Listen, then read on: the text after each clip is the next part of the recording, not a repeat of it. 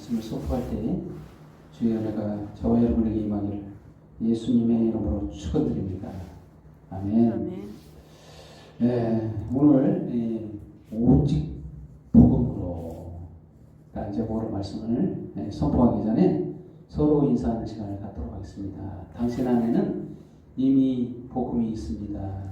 당신 안에는 이미 복음이 있습니다. 아멘. 정말 우리가 이제 복음에 대해서는 많이 들어서 익히 알고 있죠. 복음에 대해서는 알지만 복음대로 살아가기는 생각보다 어렵습니다. 어려운 면들이 많이 있는데 그게 이 세상에 나만 살지 않기 때문에 그렇습니다. 세상 사람도 있고 믿는 사람도 있고 안 믿는 사람도 있고 또한 믿으면서 복음하고 다른 것을 같이 이렇게 사는 사람도 있기 때문에 이런 여러 가지 환경이 그리스도인들을 복음적으로 자유롭게 살지를 못하게 하는 이런 것들이 얼마나 많은지 이거는 초대교회 당시부터도 이미 그래왔어요. 지금도 마찬가지고 그때도 그랬어. 우리가 주님 오실 그날까지 이렇게 살 거예요. 이게 변하는 게 없을 겁니다. 복음대로 산다는 것은 상당히 어려워요. 그만큼 쉽지 않습니다. 그러면은 오늘 그 교동문에서 말씀 본 것처럼 하나님이 우리를 향하신 생각이 무엇인가? 도대체 하나님은 어떻게 살기를 원하시는 건가? 그거에 대해서 오늘 낭독했던 계시록 71편 71번이죠. 이사야 55장에 있는 내용이죠. 오호라 너희 모든 목마른 자들아 물러 나오라 돈 없는 자도 오라. 여기서 돈 없는 자도 오라. 다 오라는 거죠. 한마디로 돈이 있는 자들만 오라고 했으면 이거 돈 얼마를 가져가야 되는지 10억을 가져오라 했다면 몇 명 못 갔겠죠. 그러니까 다 오라는 얘기예요. 돈 없이 값 없이. 그리고 너희는 와서 사 먹되 돈 없이 값 없이 와서 포도주와 젖을 사라. 사 먹는데 값 없이 와서 사 먹어라. 참 이게 도대체 무슨 말인지 이해가 안 가죠. 너희가 어찌하여 양식 아닌 것을 위하여 은을 달아주며 배부르게 하지 못할 것을 위하여 수고하느냐. 내게 듣고 들을지어다. 그러면 너희가 좋은 것을 먹을 것이며. 이상하죠? 듣는데 좋은 것을 먹는데 갑자기 돈 주고 사는 거에서 듣는 걸로 바뀌었잖아요. 우리가 잘 들어야만이 좋은 것을 먹는답니다. 너희 자신들이 기른 것으로 즐거움을 얻으리라. 너희는 귀를 기울이고 내게로 나와 들으라. 들으라. 쉐마. 하나님께서는 들으라 말씀하시죠. 그리하면 너희 영혼이 살리라. 내가 너희를 위하여 영원한 언약을 맺으리니 곧 다윗에게 허락한 확실한 은혜니라. 다윗 언약이 나옵니다. 다윗 언약이 뭡니까? 다윗에게 약속했어요. 영원한 약속을 했는데 영원한 왕권,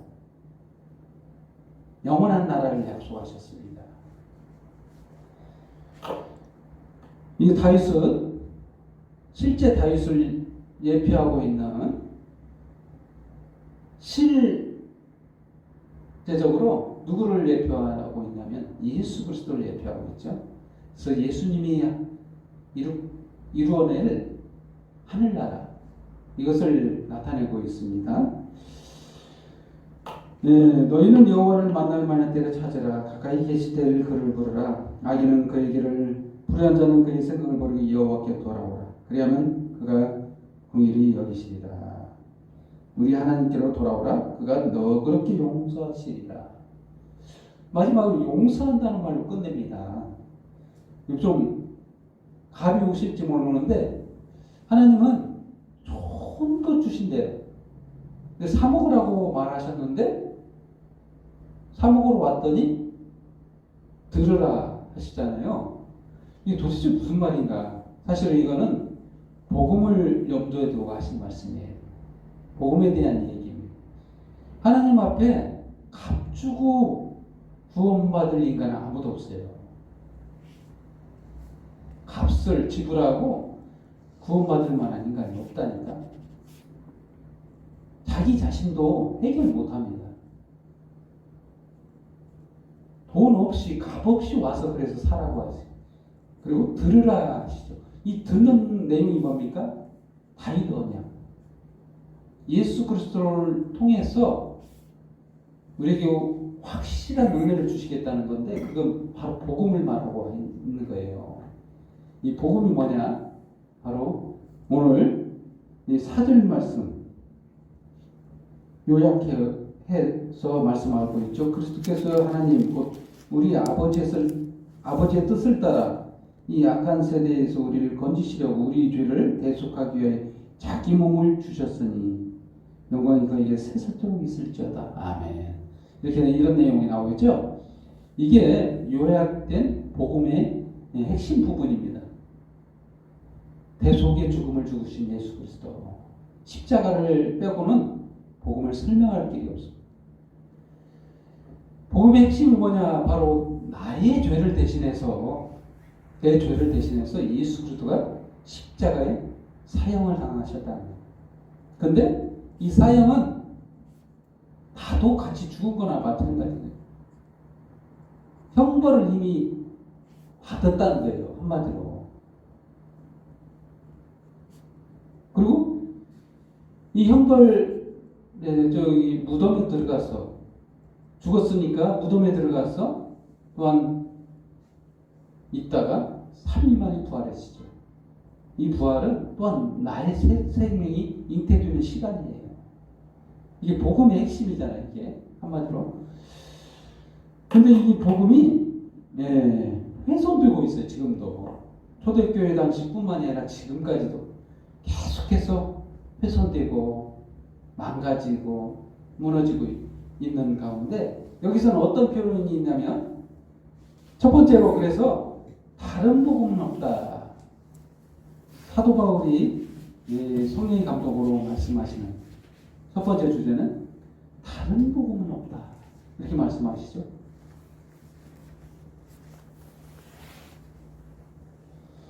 이상하죠. 복음 말고 이단이라든가 이렇게 말해야 되는데 말 표현이 좀 이상하잖아요. 복음 아니고는 다른 것들은 이단이라든가 사도 바울 입장에서는 복음 아니면 이단 원래 해왔던 것처럼 이단을 척결해야 하잖아요. 원래 사도 바울은 그래야 하잖아요. 이단을 무너뜨려야 하잖아요. 이런 식으로 했었던 그가 여기서 복음, 다른 복음? 이런 말을 썼다는 거 참 이상하죠? 바뀌었다는 거예요. 사도 바울도 이제 바뀌었어요. 복음은 복음인데 다른 복음이라 이상하죠? 어떤 게 도대체 다른 복음일까요? 복음은 복음인데 사실 정확하게 구분하자면 복음 아니고 다른 것이 뭐가 있습니까? 이것들은 다 이단이거나 다른 것이라고 할 수 있죠. 다른 표현을 써야 되는 게 맞잖아요. 복음 아니면 뭐 율법이라든가 예를 들면 그렇게 말해야 하잖아요. 근데 다른 복음이라 했다는 것은 도대체 다른 복음이 뭔지를 알아야 되는데 복음과 다른 것이 같이 함께할 때 이게 다른 복음이에요. 그냥 복음 없이 다른 것이면 아예 말도 안 씁니다. 그냥 율법이라고, 예를 들면 율법이면 그냥 율법이라고 하면 돼요.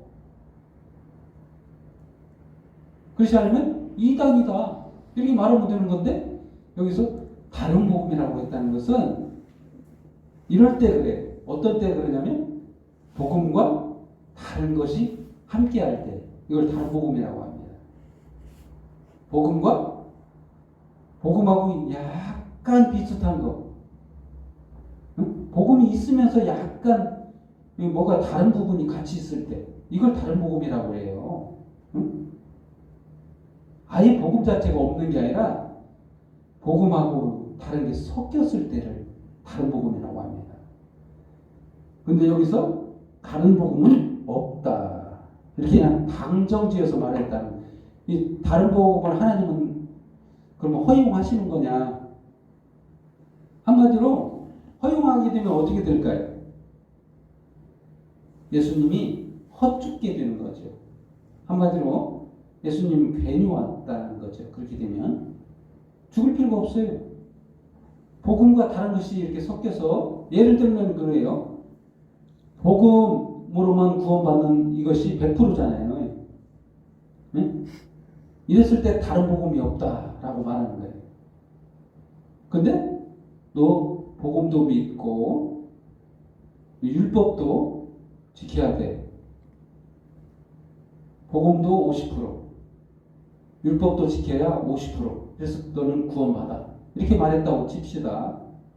이게 다른 복음인 거예요. 예수님 괜히 죽으셨어요. 그냥 50%할 거 율법을 열심히 해서 100% 만들면 되는데, 그렇다는 거예요. 그래서 다른 복음은 없다 이렇게 말씀하신 거예요. 근데 왜 이런 현상이 일어났을까요? 그때 초대교회 당시의 상황을 이해를 해야 되는데, 처음으로 복음이 어디서부터 시작됐습니까? 예루살렘으로부터 시작됐죠. 유대인들이 먼저 예수를 믿기 시작했어요.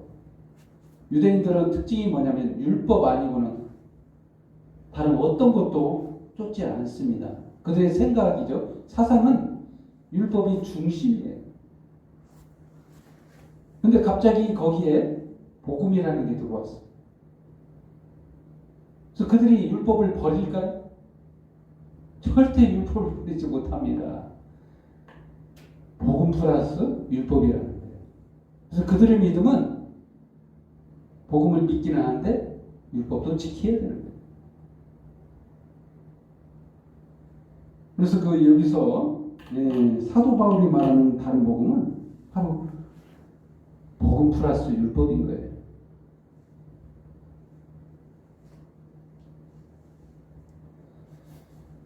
근데 이것이 가장 큰 문제가 되는데, 7절 말씀처럼 다른 복음은 없나니 다만 어떤 사람들이 너희를 교란하여 그리스도의 복음을 변하게 하려 함이라. 그러나 우리가 혹은 하늘로부터 온 천사라도 우리가 너희에게 전한 복음 위에 다른 복음을 전하면 저주를 받을지어다.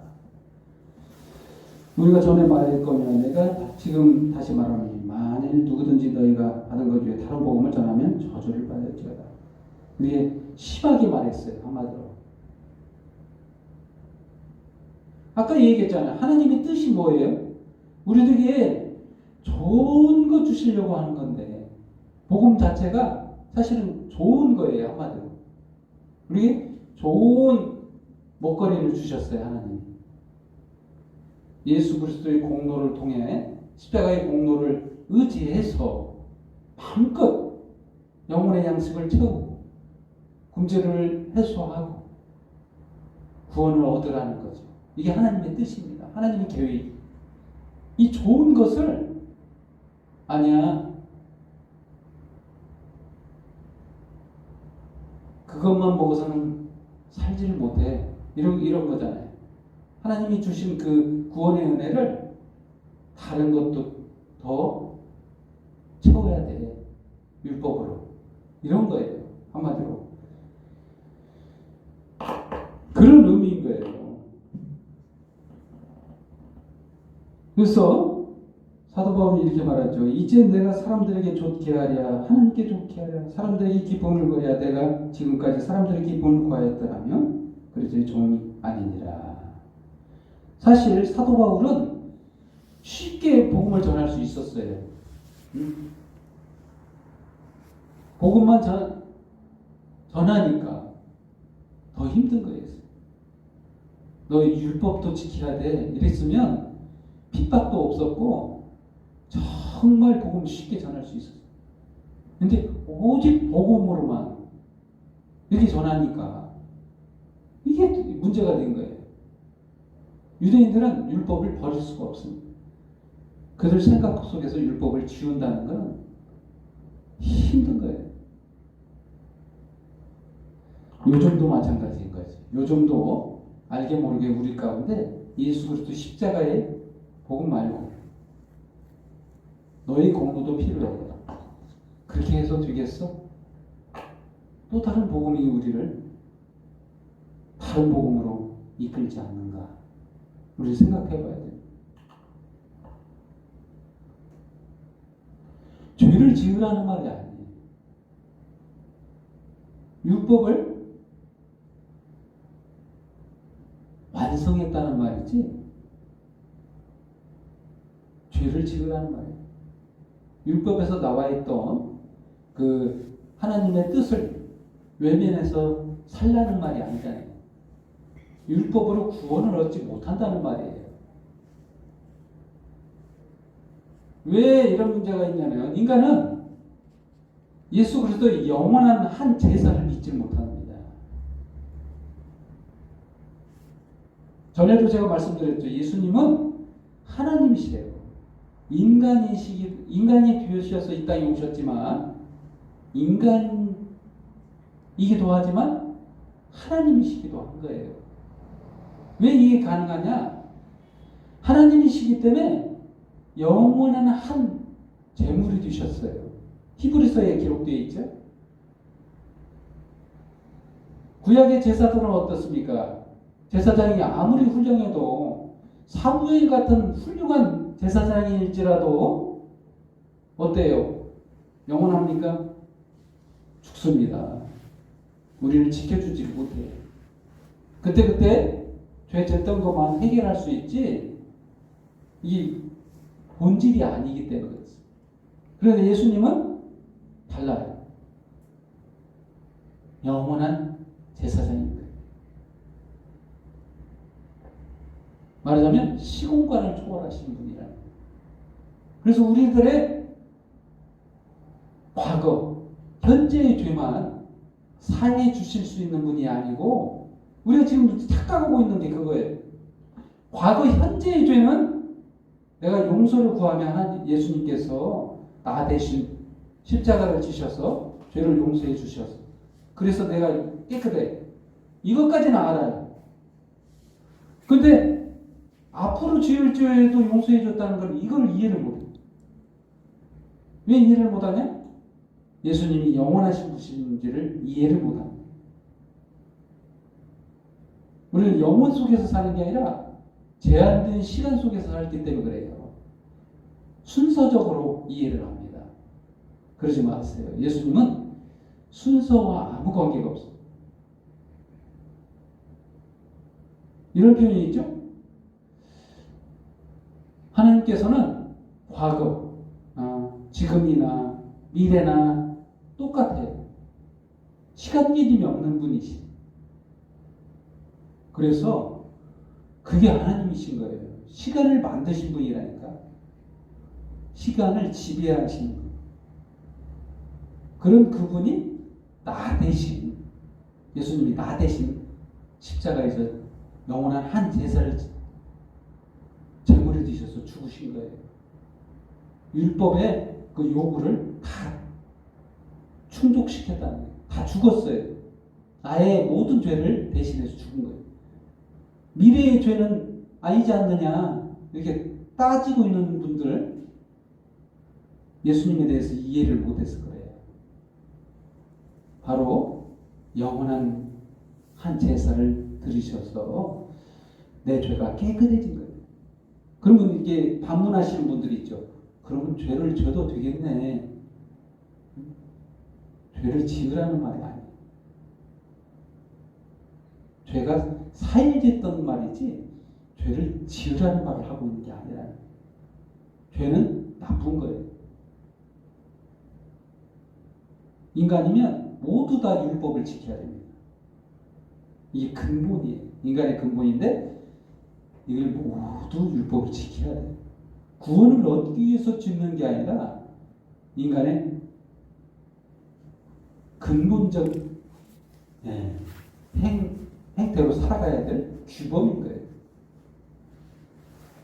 그래서 율법을 지키라는 거지 구원을 얻기 위해서 죄를 사하기 위해서 율법을 지키라는 말이 아니에요. 유대인들은 이렇게 율법을 지키면서 복음을 받아들였어요. 그래서 사도 바울은 그거를 다른 복음이라는 표현을 쓴 거예요. 이방인들에게는 율법을 지키라고 하지 않았어요. 사도 바울은 복음만 전했어요. 할례 받지 마라 이렇게 말했어. 얼마나 핍박이 왔나 했더니 죽이려고 합니다. 몇 번이나 죽을 뻔했어요. 편하게 전했으면 됐는데 너 할례 받아야 돼. 이 말 하나만 했으면 너무 쉽게 전했어. 핍박도 안 받아요. 대우도 받고 힘들이지 않고 복음을 전할 수 있었던 그가 다른 복음을 전하지 않고 오직 복음으로만 전했다는 거예요. 예수 그리스도 십자가의 공로로만 구원을 얻어 할례 받지 마 이렇게 말했다는 거예요. 얼마나 믿겠어요. 유대인들 입장에서는 사도 바울 원수와 같은 존재가 되어버린 거예요. 이게 바로 다른 복음이라는 거예요. 근데 이들이 여기서 이들이 여기서 그치지 않고 사도 바울이 복음을 전한 이방인 교회에 와서도 응? 너 할례 받아야 돼 이랬다는 거예요. 이게 문제가 되어버린 거죠. 이게 큰 문제가 된 거예요. 사도 바울 입장에서는. 그것이 지금 이 복음의 내용이 여기 그 갈라디아서 1장의 그런 배경이 된 겁니다. 그래서 편지를 쓰는 이유가 된 거예요. 그렇습니다. 두 번째로 예수 그리스도의 계시로 되었다. 계시. 예수 그리스도의 계시. 이는 12절 말씀입니다. 11절부터 형제들아 내가 너희에게 알게 하노니 내가 전한 복음은 사람의 뜻을 따라 된 것이 아니니라. 이는 내가 사람에게서 받은 것도 아니요 배운 것도 아니요 오직 예수 그리스도의 계시로 말미암은 것이라. 계시라고 하면 우리가 특히 막 예언하는 그런 것만 계시라고 이해하기 쉬운데 사실 성경 자체가 계시입니다. 특별 계시. 어떤 계시보다 이 성경에 나와 있는 하나님의 이 말씀은 특별한 계시예요. 이 권위를 깨뜨릴 수가 없어요. 그것도 권위 중의 권위인 예수 그리스도의 이 복음, 이 또한 하나님으로부터 나온 거예요. 이 계시라는 거예요. 사실 예수님이 직접 말씀하신 것은 몇 마디 없었습니다. 사도행전을 읽어보시면 예수님이 직접 사도 바울에게 하신 말씀은 별로 없어요. 내가 이방인의 사도로 세웠다. 복음을 전하라고 그런 내용 나오죠. 별 말씀 안 하셨어요. 근데 그가 이 계시로 받은 것이라고 하시는 건 성경을 근거로 하는 거예요. 구약 성경. 그때 당시만 해도 구약 성경이 있었죠. 구약 성경에서 말씀하신 것을 이제 성령의 감동으로 깨닫게 된 거예요. 그동안에 이해했던 유대교 율법을 이제 해석하게 된 거예요. 정말 예수님이 왜 십자가에 죽어야만 했던가 이런 것들을 이해가 되기 시작한 거예요. 이게 하나님의 계시, 예수 그리스도의 계시라는 거예요. 그래서 그 설명이 쭉 나온 겁니다. 갈라디아서 1장 11절부터 해가지고 쭉 말씀하신 내용이 그 계시에 대한 내용이에요. 24절까지 1장 후반부를 전부 다 그리스도의 계시의 내용인데 특별한 거 없어요. 누구 사람을 만난 적이 없다는 거예요. 별로. 응? 누구한테? 복음을 배운 게 없다. 한번 이상하죠. 누구한테 배운 게 없다. 복음을 배우지 않았다. 어떤 사람한테 배운 게 아니라는 거예요. 뭐 저기를 15일 만난 거. 베드로 사도를 15일 만났다. 그리고 야고보를 봤다. 이런 내용이 18절, 19절 말씀입니다. 누가 사도 바울을 가르칠 만한 학식이 없어요. 사실은 사도 바울은 학문이 뛰어납니다. 누구보다도 구약에 능통한 사람, 누굴 배움받을 만한 그런 사람이 아니에요. 누굴 가르칠 만한 사람이지 학문이 놀라운 사람이잖아요. 근데 그가 첫 번째로 하는 거는 성경을 다시 보겠다는 거잖아요. 성경이 이해가 안 된 거예요. 예수님을 만나고 나서 도대체 뭐야? 예수님은 하나님이시잖아. 이걸 깨달은 거예요. 그걸 십자가의 죽으심을 알기 위해서 연구하러 갔잖아요. 아라비아로 17절 후반부에 아라비아로 갔다가 다시 다메섹으로 돌아간거라. 3년 만에 내가 게바를 방문하고 예루살렘에 갔고 15일 머물렀다고 했죠. 그 주의 형제 야고보, 예수님의 동생이죠. 야고보는 예루살렘 교회 담임 목사님 격입니다. 만났는데 복음에 대해서 배운 적이 없대요. 보라, 내가 너에게 쓴 것은 하나님 앞에서 거짓말이 아니로다. 그 후에 수리아와 길리기아 지방으로 이르렀으나 그리스도 안에 있는 유대 교회들이 나를 얼굴로는 알지 못하고 다만 우리를 박해하던 자가 전에 멸하던 그 믿음을 지금 전한다 함을 듣고. 무슨 말이에요? 이 전반적으로 무슨 얘기냐면 아무도 나를 가르친 적이 없다는 거예요. 아무도 누구한테 배운 게 없고 오로지 구약 성경을 통해 성령의 가르치심으로 깨닫게 됐다는 거예요. 복음에 대해서. 누구한테 들은 게 아니라는 거예요. 복음에 대해서. 사람들한테 들은 게 없다는 거예요. 바로 성령의 인도하심을 따라서 구약을 재해석했다는 거예요.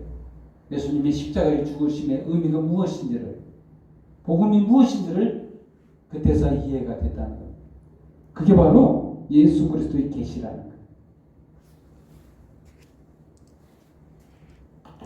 또한 세 번째로 우리가 가진 자유, 이런 표현이 나옵니다.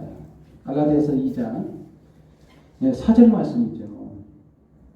이는 가만히 들어온 거짓 형제들 때문이라. 그들이 가만히 들어온 것은 그리스도 예수 안에서 우리가 가진 자유를 엿보고 우리를 종으로 삼고자 하노라. 이게 무슨 말이냐?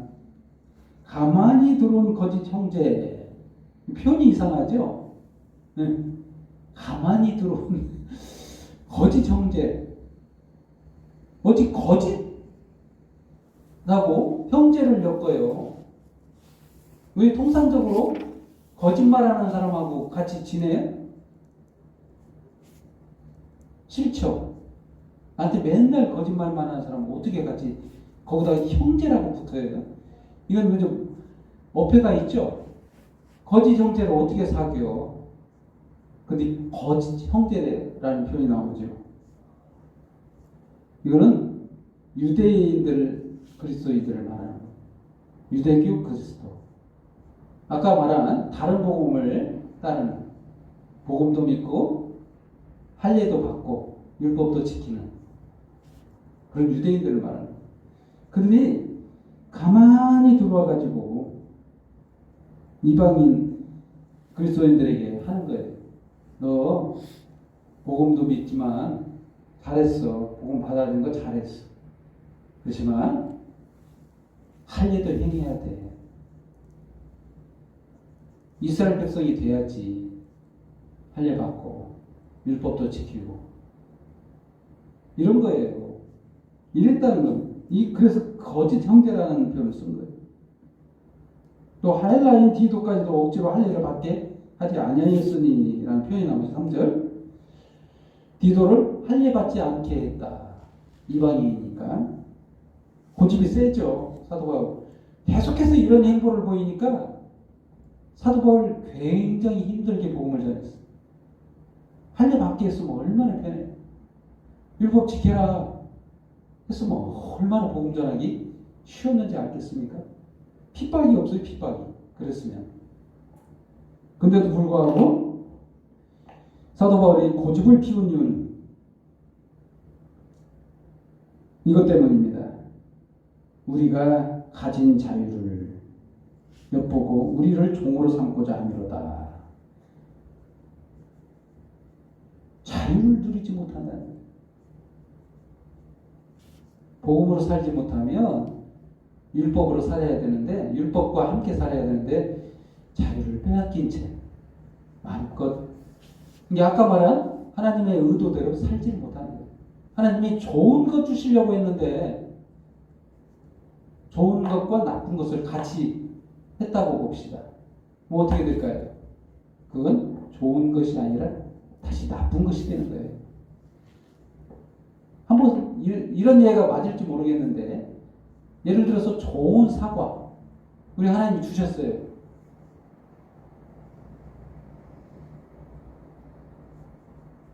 사과를 재배하셨은 분들은 알겠지만 사과가 나오기까지는 얼마 많은 사람들의 수고가 필요하네요. 거저 나오는 게 아니죠. 수많은 또 농약도 같이 뿌려줘야 됩니다. 그럼 재배가 안 돼요. 나쁜 거 농약도 같이 먹어야 된다. 이게 좋은 건가요? 좋은 것 같으나 나쁜 것과 함께 있으면 이게 나쁜 것이 되는 거예요. 예를 들면 그렇다는 거예요. 비교하자면 그렇습니다. 복음 좋은 사과와 같습니다. 율법 농약이 첨가되는 그런 느낌이에요. 이게 좋은 것일까요? 예를 들면 율법도 지키라고 한다면 예수님 헛죽은 거예요. 그동안 율법 잘 지켜왔잖아요. 유대인들이. 그래 너희가 여기까지 잘해왔어. 조금만 더 노력해. 100% 돼. 이렇게 말해야 되는 거죠. 예수님 왜 죽어요 그러면? 쓸데없이. 헛죽은 거죠. 그런 효과가 있는 거예요.